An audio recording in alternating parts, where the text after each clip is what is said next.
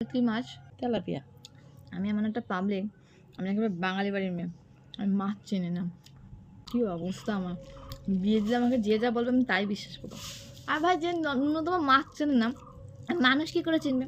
আমি সবাইকে আমার মতন করে ভাবি। ভালো যেত কি পেঁয়াজ আর টমেটো মাখা? কে দেখো, সুন্দর হয়েছে। এই ওড়নাটা ভালো লাগছে না আমার? হুম, এরকম 4-5টা ওড়না নেবো। একটু বেশি দাম দিয়ে ভালো করে ওড়না কিনলে ভালো হয়। তোমার একজন একটা বাড়ি বানিয়ে দেবো, হ্যাঁ। একটা ফুলের বাগান থাকবে, ফলের গাছ থাকবে, ওখানে একটা বাড়ি বানিয়ে দেবো, ঠিক আছে? তাহলে আমার বিয়ে দিয়ে দেবো না, বিয়ে দিলে তো বর আর করতে দেবে না বাড়ি। তো তুমি কি একা থাকবো বাড়িতে? বর নিয়েই থাকতে হবে।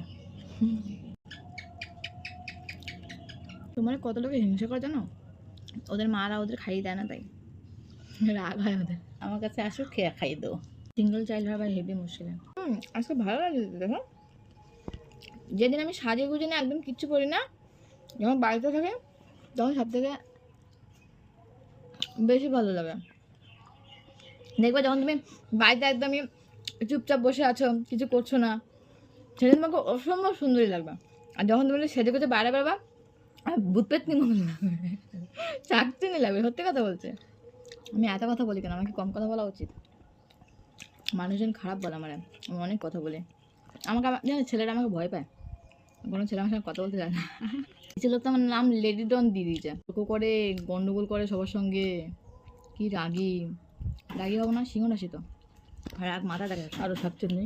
শাকচুন্নি নাকি আমি? না, আমি মানুষ ভালো বলা, আমি মানুষ খারাপ মোটেই না।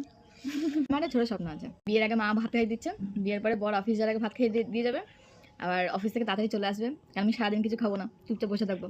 বাড়ি এসে রাত্রেবেলা বড় আমাকে ভাত খাইয়ে দেবে। হ্যাঁ, রাত্রে রান্নাটা করে রাখবো, যদি তার অফিস থেকে আসতে দেরি হয়। আর যদি তাড়াতাড়ি চলে আসে তখন নিজে এসে রান্না করে নেবে। তুমি কি পরকিয়া করবে নাকি? তোমরা যারা বিয়ে করবা, বিয়ের পরে না বউকে সময় দেবা, নাহলে বিয়ে করবা না। আগে বুঝবা যে কেন বিয়ে করছো, তারপরে কি বিয়ে করবো, নাহলে বিয়ে করবো না।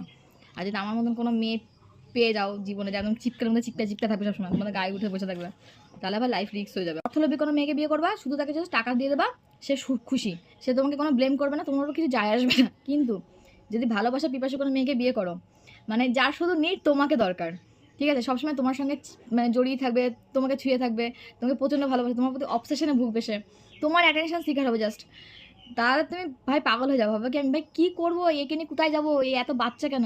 আর সত্যি কথা কি জানো তো, একটা মেয়ে যতই বড় হয়ে যাক না কেন, যাই হয়ে যাক না কেন, তার ভিতরে নয় চাইল্ডিশ একটা ব্যাপার থাকে।